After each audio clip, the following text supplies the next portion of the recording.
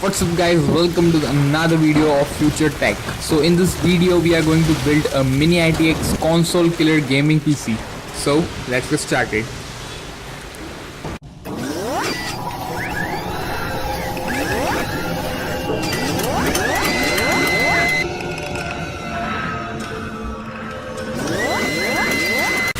This is a console size gaming PC, so you can take it wherever you want. You know, every person wants a high-end gaming PC that gives high-end FPS and high-end graphics to your games, but also they want a small size gaming rig.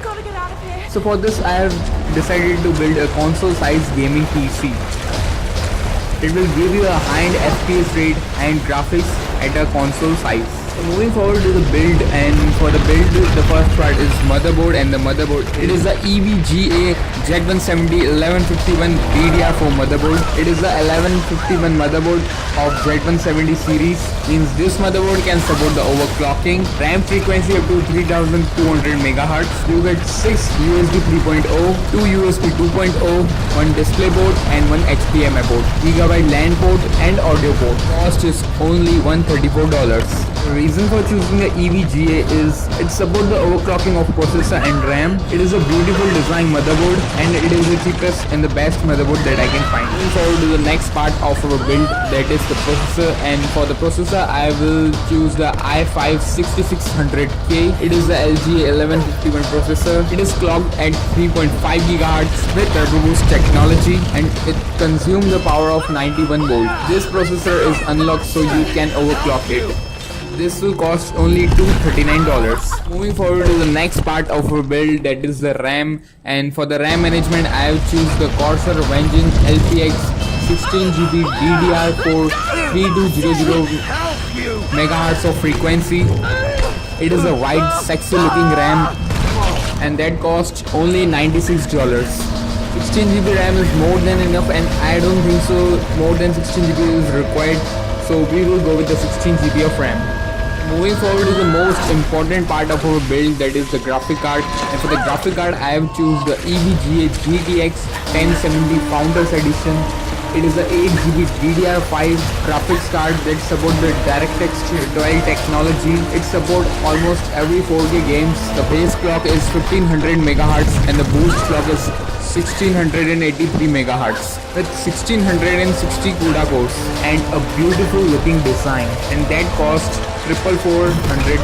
For the power supply to whole our gaming PC, I have choose the Silverstone 600 watt SFX series 80 plus gold power supply. As we are building a mini ITX console killer gaming PC, this power supply is the smallest and enough power supply for our build. I'm talking about price, that costs $118.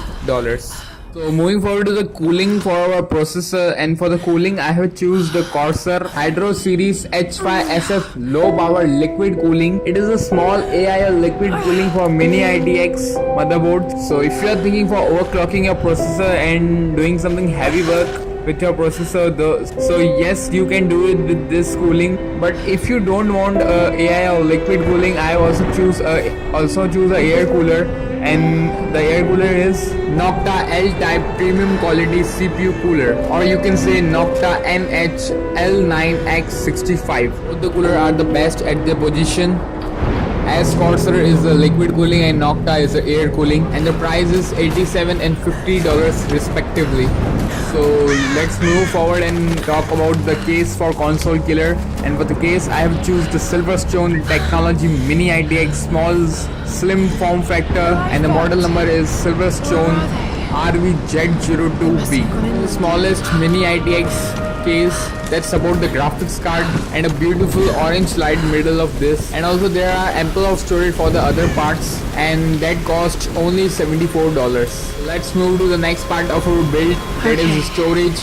And for the storage I have choose the two SSDs. The first SSD is WD Blue 1TB internal SATA SSD. It is a 6 gigabytes per second 2.5 inch drive, and the second SSD is Samsung 960 EVO series. It is a 250GB SSD that connect in PCIe slot, or in other words you can say the M2 internal SSD. So these complete the storage of our build.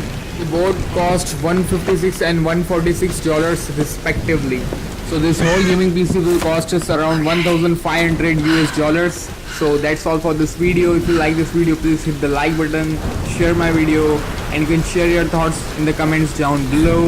And don't forget to subscribe. Thanks for watching. This is Green from Future Tech signing off.